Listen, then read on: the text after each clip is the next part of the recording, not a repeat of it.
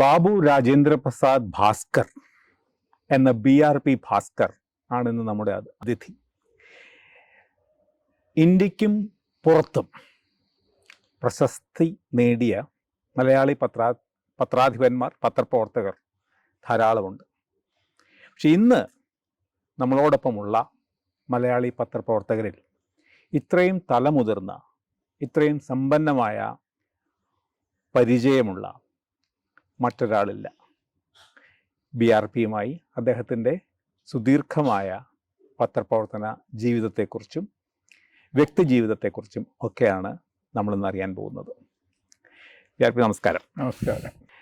ഇന്ത്യയെ സംബന്ധിച്ചിടത്തോളം വളരെ പ്രധാനമാണ്, ഇന്ത്യൻ ജനാധിപത്യത്തെ സംബന്ധിച്ചിടത്തോളം വളരെ പ്രധാനമാണ്. എത്ര പ്രധാനമാണ് ഈ തെരഞ്ഞെടുപ്പ് BRP ഇന്ത്യക്ക്?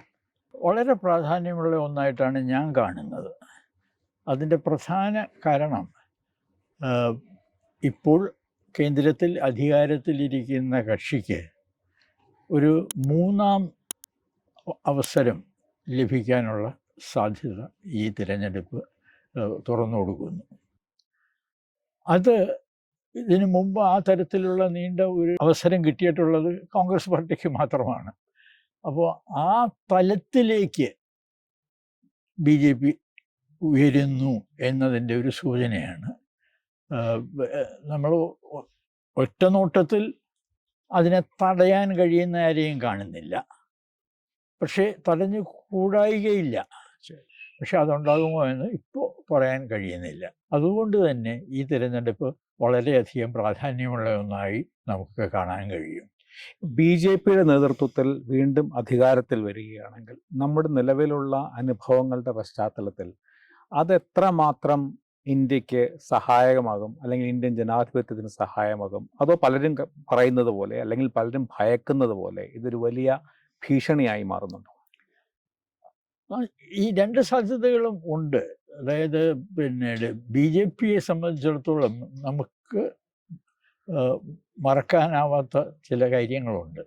അത് അടിസ്ഥാനപരമായി അത് ഇത്രകാലവും നമ്മൾ പിന്തുടർന്ന ജനാധിപത്യ വ്യവസ്ഥയിൽ വലിയ വിശ്വാസമില്ലാത്ത ഒരു പാർട്ടിയാണ്.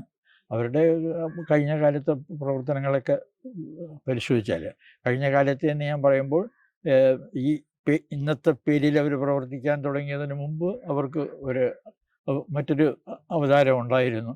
അപ്പോൾ അതുകൂടി കണക്കിലെടുത്തുകൊണ്ടാണ് ഞാൻ പറയുന്നത്. അവരുടെ ചരിത്ര പശ്ചാത്തലം നമ്മൾ പരിശോധിച്ചിരുന്നിരുന്നാൽ അവരിൽ ഇന്ത്യയിലെ ജനാധിപത്യ വ്യവസ്ഥ വിഭാവനം ചെയ്യുന്ന പല കാര്യങ്ങളും അവർ പങ്കുവയ്ക്കുന്നില്ല.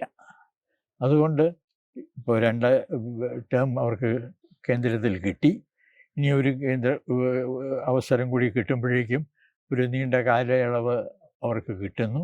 അപ്പോൾ അത് കൂടുതൽ ധൈര്യത്തോടെ പുതിയ തരത്തിലുള്ള നയങ്ങൾ കൊണ്ടുവരുവാൻ അവരെ പ്രേരിപ്പിച്ചേക്കും. ഈ ഭരണഘടനയെ തന്നെ അടിസ്ഥാന സ്വഭാവം തന്നെ മാറ്റിമറിക്കാൻ സാധ്യതയുണ്ട്, ഒരു വലിയ ഭൂരിപക്ഷം അവർക്ക് ലഭിച്ചാൽ എന്നൊരു ഉത്കണ്ഠ വളരെ വ്യാപകമാണ്. അവരുടെ തന്നെ നേതാക്കൾ, ചില പ്രധാനപ്പെട്ട MP-മാർ തന്നെ ഈ കാര്യം തുറന്നു പറഞ്ഞു കഴിഞ്ഞു. രണ്ടാമത്തെ കാര്യം ഇവിടെയുള്ള ന്യൂനപക്ഷ വിഭാഗങ്ങളുടെ കാര്യമാണ്. അവരെ സംബന്ധിച്ചിടത്തോളം ഈ കഴിഞ്ഞ വർഷങ്ങൾ വളരെ വളരെ ഉത്കണ്ഠാജനകമായിരുന്ന വർഷങ്ങളാണ്. അപ്പോൾ ഈ രണ്ടും വാസ്തവത്തിൽ ഇന്ത്യ എന്ന ആശയത്തിൻ്റെ തന്നെ ആധാരശിലയായിരുന്നു. നമ്മുടെ സ്വാതന്ത്ര്യ സമര പ്രസ്ഥാനം മുതൽ നോക്കുകയാണെങ്കിൽ ഇതൊക്കെ വളരെ പ്രധാനപ്പെട്ട കാര്യമായിരുന്നു. ഈ സെക്യുലറിസം അല്ലെങ്കിൽ ന്യൂനപക്ഷ അവകാശങ്ങൾ, ഇതിനൊക്കെ ഒരു വലിയ ഭീഷണിയാകും എന്നൊരു വ്യാപകമായ ഒരു സംശയവും ഭയവും ഉള്ളപ്പോൾ എന്താണ് BRPയുടെ അനുഭവത്തിൽ നിന്ന് പറയാനുള്ളത്? നമുക്ക് ഈ പാർട്ടി ഭരണഘടനയുടെ അടിസ്ഥാന തത്വങ്ങളിൽ വലിയ വിശ്വാസമില്ലാത്ത ഒന്നാണെന്ന് അവരുടെ പഴയ കാലത്തെ പ്രസ്താവങ്ങളൊക്കെ പരിശോധിച്ചാൽ തന്നെ നമുക്ക് മനസ്സിലാവും. പക്ഷേ അധികാരത്തിൽ വന്ന ശേഷം അതിനെ അങ്ങനെ പാടെ ഉടച്ച് വാർക്കാനുള്ള ഒരു ശ്രമവും നടത്തിയിട്ടില്ല. പക്ഷെ കൂടുതൽ ശക്തി നേടിയാൽ അതിന് ശ്രമിച്ചുകൂടുന്നില്ല. അവിടെയാണ് ഇതിൻ്റെ അപകടം യഥാർത്ഥത്തിൽ നിൽക്കുന്നത്. ആദ്യം അധികാരത്തിൽ വന്നപ്പോൾ ഈ കഴിഞ്ഞ ഭരണഘടന നിലവിൽ വന്നതിന് ശേഷമുള്ള കാലഘട്ടത്തിലെ പ്രവർത്തനങ്ങളെയൊക്കെ അടിസ്ഥാനത്തിൽ അവർക്കും ചില ധാരണകളൊക്കെ ഉണ്ട് എന്ന് ഞാൻ വിശ്വസിക്കുന്നു. എന്താണ് ചെയ്യാവുന്നത്, എന്താണ് ചെയ്തുകൂടാത്തത്. അപ്പോൾ ഏറെക്കുറെ ആ അടിസ്ഥാനത്തിലാണ് അവർ ഇത്രയും കാലം മുന്നോട്ട് പോയത്. ഇനി ഒരു അവസരം കൂടി ലഭിച്ചിരുന്നാൽ അതിന് അവരുടെ പഴയ കാലത്തെ പ്രസ്താവങ്ങളിൽ പറയുന്ന തലത്തിലുള്ള സമീപനങ്ങളിലേക്ക് മാറാൻ ഒരു പക്ഷേ കഴിയും. അതിനവർ തയ്യാറാകുമോ എന്നൊക്കെ ഉള്ളതാണ് കാണേണ്ടത്. ഇന്ത്യൻ ജനാധിപത്യത്തിൻ്റെ കരുത്തിനെ പറ്റി എല്ലാവർക്കും ഒരു വലിയ വിശ്വാസമുണ്ട്. അടിയന്തരാവസ്ഥ പോലെ ഒരു അവസ്ഥയെ പോലും തൂത്തെറിഞ്ഞ ഒരു ശക്തി ഇന്ത്യൻ സമൂഹത്തിനോ ഇന്ത്യൻ ജനാധിപത്യത്തിനോ ഉൾച്ചേർന്നിട്ടുണ്ടെന്നാണ് നമ്മൾ കരുതുന്നത്. അതുകൊണ്ട് ഈ അടിസ്ഥാനപരമായ മാറ്റങ്ങൾ പോലും വരുത്താൻ ഉള്ള രീതിയിലേക്ക് രാഷ്ട്രീയം മാറുമ്പോൾ ഇന്ത്യൻ ജനാധിപത്യത്തിന് അത് ചെറുത്ത് നിൽക്കാൻ കഴിയുമെന്നുള്ളൊരു വിശ്വാസം വിയർപ്പിക്കുന്നുണ്ടോ? ഇതിനെ ചെറുത്ത് നിൽക്കാൻ കഴിയുമോ ഇല്ലയോ എന്നുള്ളത് നമ്മൾ പരിശോധിക്കേണ്ടത് മറ്റ് ചില വസ്തുതകളുടെ അടിസ്ഥാനത്തിലാണ്. അതായത് നിലവിലുള്ള രാഷ്ട്രീയ സാഹചര്യങ്ങൾ, മറ്റ് പാർട്ടികൾ, അവരുടെ നിലപാടുകൾ. BJP തെറ്റായ പാതയിലേക്ക് നീങ്ങിയാൽ എന്ന് പറയുന്നതുകൊണ്ട് ഞാൻ ഉദ്ദേശിക്കുന്നത് ഭരണഘടനയുടെ അടിസ്ഥാന തത്വങ്ങളെയൊക്കെ മറികടക്കാൻ ശ്രമിച്ചാൽ അത് തടയുവാനുള്ള ആർജവവും ഐക്യവും ഒക്കെ മറ്റു പാർട്ടികൾക്കുണ്ടാകുമോ എന്നൊക്കെയുള്ള സംശയങ്ങൾക്ക് ഇടയുണ്ട്. കേരളവും ഈ പറഞ്ഞ പോലെ തെരഞ്ഞെടുപ്പിൽ ഒരു പ്രധാനപ്പെട്ട ഇതാണ്. കേരളത്തിൽ തീർച്ചയായിട്ടും BJP-യെക്കാട്ടിലും ശക്തിയായിട്ട് നിൽക്കുന്നത് ഇവിടുത്തെ കോൺഗ്രസ് നയിക്കുന്ന മുന്നണിയും CPM നയിക്കുന്ന മുന്നണിയും തന്നെയാണ്. ഈ വരുന്ന തെരഞ്ഞെടുപ്പിൽ 2019 അപേക്ഷിച്ച് 2024 പോകുമ്പോൾ ഈ തെരഞ്ഞെടുപ്പിൽ എന്തായിരിക്കും അതിൻ്റെ ഒരു പൊതു സ്വഭാവം? പതിവനുസരിച്ച് UDF-നാണ് ഇവിടെ എപ്പോഴും മേൽക്കൈ. കഴിഞ്ഞ തവണ പ്രത്യേകിച്ച് രാഹുൽ ഗാന്ധിയും കൂടെ മത്സരിക്കുന്ന ഒരു ഘട്ടമായിരുന്നതുകൊണ്ട് വലിയൊരു ഭൂരിപക്ഷത്തിലേക്ക് മാറി. ഇപ്പോൾ ഇടതുപക്ഷ സർക്കാരിനെതിരെ ഒരു ഭരണവിരുദ്ധ വികാരമുണ്ട് എന്ന് കരുതപ്പെടുന്നുണ്ട്. ഈ ഒരു അവസ്ഥയിൽ 2024 എന്തായിരിക്കും കേരളത്തിൽ സംഭവിക്കാൻ പോകുന്നത് എന്നുള്ളതാണ് BRP-യുടെ ഒരു വിചാരം. കേരളത്തിൽ എല്ലാ ലോക്സഭാ തെരഞ്ഞെടുപ്പുകളിലും പ്രതിഫലിച്ചിട്ടുള്ള ഒരു ആശയം നമുക്ക് കാണാൻ കഴിയും. അതായത് ഇത് പാർലമെൻറ്റിലേക്കുള്ള തെരഞ്ഞെടുപ്പാണ് എന്ന ഉത്തമ ബോധ്യത്തോടെയാണ് മലയാളികൾ ലോക്സഭാ തെരഞ്ഞെടുപ്പിൽ വോട്ട് ചെയ്യാൻ പോകുന്നത്. അത് തെരഞ്ഞെടുപ്പ് ഫലം നോക്കിയിരുന്നതാണ്. ഇപ്പോൾ കഴിഞ്ഞ തവണത്തെ തെരഞ്ഞെടുപ്പിന് 19-1 എന്നുള്ള നിലയിൽ ഉള്ള ഒരു ഡിവിഷനാണ് ഉണ്ടായത്. അപ്പോൾ ഇത് വളരെ കൃത്യമായി അതിൽ പ്രതിഫലിക്കുന്നുണ്ട്. അതായത് പിന്നീട് ഇത് കേന്ദ്രത്തിലേക്ക് പോവുകയാണ്. അപ്പോൾ കേന്ദ്രത്തിൽ അധികാരത്തിൽ വരാൻ സാധ്യതയുള്ള കക്ഷി എന്ന നിലയിലാണ് കോൺഗ്രസിന് ലോക്സഭാ തെരഞ്ഞെടുപ്പുകളിൽ കേരളത്തിൽ മുൻകൈ കിട്ടുന്നത്. അതല്ലെങ്കിൽ ഇവിടെ വളരെ ശക്തമായ ഒരു ഇടതുപക്ഷമുണ്ട്. സംസ്ഥാനത്ത് ഭരണം നിശ്ചയിക്കുന്നിടത്ത് കോൺഗ്രസിന് പിന്തള്ളാൻ കഴിയുന്നുണ്ട് പലപ്പോഴും. അതെ. പക്ഷെ പാർലമെന്റിന്റെ തെരഞ്ഞെടുപ്പിന്റെ കാര്യത്തിൽ അതുണ്ടാകുന്നില്ല. കാരണം ഇടതുപക്ഷത്തിന് കേന്ദ്രത്തിൽ പോയി ഭരിക്കാനുള്ള കഴിവില്ല എന്നുള്ള തിരിച്ചറിവ് അവിടെ പ്രതിഫലിക്കുന്നുണ്ട്. അത് വോട്ടർമാരുടെ വിവേകത്തെ കൂടി സൂചിപ്പിക്കുന്ന ഒന്നാണ്. അതായത് തീർച്ചയായിട്ടും ഒരുപാട് ആളുകൾക്ക് കൃത്യമായ രാഷ്ട്രീയ നിലപാടുകളുണ്ട്.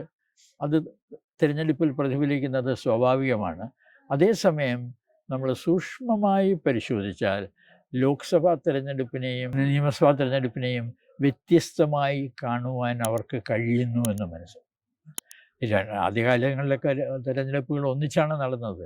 എന്നിരുന്നാലും ഒന്നിൻ്റെ കൂടെ മറ്റത് നടക്കുന്നു എന്നുള്ളത് വളരെയൊന്നും ബാധിച്ചതായിട്ട് കാണില്ല. അതായത് വോട്ടർമാർക്ക് വളരെ കൃത്യമായി അറിയാം എന്താണ് ഈ തിരഞ്ഞെടുപ്പിലെ പ്രശ്നം, എന്തിനാണ് ഈ തിരഞ്ഞെടുപ്പ് നടക്കുന്നത്. ഇത് കേന്ദ്രത്തിലേക്ക് സർക്കാരിനെ ഉണ്ടാക്കാനാണോ, സംസ്ഥാനത്തൊരു സർക്കാരിനെ ഉണ്ടാക്കാനാണോ? അത് തീർച്ചയായിട്ടും ഇനിയും നമ്മുടെ വോട്ടർമാർ കണക്കിലെടുത്തുകൊണ്ടേ വോട്ട് ചെയ്യും. അതുകൊണ്ട് ആ ഒരു പാറ്റേൺ തുടരാനാണ് സാധ്യതയെന്നാണ് ഞാൻ. ഏറ്റക്കുറച്ചിലുണ്ടായാൽ പോലും അല്ലേ? പല ഘടകങ്ങളും തിരഞ്ഞെടുപ്പ് ഇതിനെ സ്വാധീനിക്കാം. പക്ഷേ പൊതുവേ കേരളത്തിലെ വോട്ടർമാരുടെ മനസ്സിൽ ഒരു കാര്യം തീർച്ചയായും ഉണ്ട്. കേന്ദ്രത്തിൽ അവർ പ്രിഫർ ചെയ്യുന്നത് പിന്നെ കോൺഗ്രസിൻ്റെ നേതൃത്വത്തിലുള്ള ഒരു സർക്കാരിനെയാണ്. ഇവിടെ നിന്നുള്ള മറ്റേ പാർട്ടി എന്ന് പറയുന്നത്, പ്രധാന പാർട്ടി എന്ന് പറയുന്നത് CPM ആണ്. അപ്പോൾ അവരിന്ന് ഒരു ഘടകമായിട്ട് അവിടെ ഇല്ല. ഈ ഒരു ഘട്ടത്തിൽ സുർജിത്തിൻ്റെ കാര്യത്തിൽ അവരൊരു കിങ് മേക്കറിൻ്റെ റോൾ വഹിച്ചിരുന്നു. നിർണായകമായ പല ഘട്ടങ്ങളിലും സുർജിത്തിന് പിന്നീട് സ്വാധീനം ചെലുത്താൻ കഴിഞ്ഞു. അത് ഗുണകരമായ സ്വാധീനമായിരുന്നു എന്ന് നമുക്ക് ഇപ്പോഴും തിരിച്ചറിയാൻ കഴിയും. ആ തരത്തിലുള്ള ഒരു നേതാവ് ഇന്ന് ആ പാർട്ടിയിൽ ഇല്ല എന്നുള്ളതാണ് ഞാൻ കാണുന്ന ഒരു വലിയ പോരായ്മ. അതായത് പിന്നീട് സുർജിത്ത് ഒരു ഘട്ടത്തിൽ ചെയ്തതുപോലെ ദേശീയ തലത്തിൽ രാഷ്ട്രീയത്തെ സ്വാധീനിക്കുവാൻ കഴിയുന്ന ഒരു ഇടതുപക്ഷ നേതാവ് എന്നില്ല. അപ്പം സുർജിത്തിൻ്റെ കാര്യത്തിൽ എത്ര പേർക്ക് അറിയാമെന്ന് എനിക്കറിയില്ല. അദ്ദേഹത്തിന് ഒരു നീണ്ട കാലത്ത് രാഷ്ട്രീയ പാരമ്പര്യമുള്ളതോടു കൂടിയാണ് വരുന്നത്. സ്വാതന്ത്ര്യ സമരകാലം മുതലുള്ള ഇതുണ്ട്. എല്ലാ പാർട്ടികളിലും അദ്ദേഹത്തിന് സുഹൃത്തുക്കളുണ്ട്, ബന്ധങ്ങളുണ്ട്. അപ്പോൾ അതുകൊണ്ടിട്ട് പിന്നീട് അദ്ദേഹം അന്ന് നടത്തിയ തരത്തിലുള്ള പ്രവർത്തനം നടത്താൻ സമാനമായ പശ്ചാത്തലമുള്ള ഒരു നേതാവിനെ ആവശ്യമായി വരും. അങ്ങനെ ഒരാളിനെ ഇന്നത്തെ ഇടതുപക്ഷ ചേരിയിൽ നിന്ന് കണ്ടെടുക്കാനാകുമോ എന്ന് എനിക്ക് സംശയമാണ്.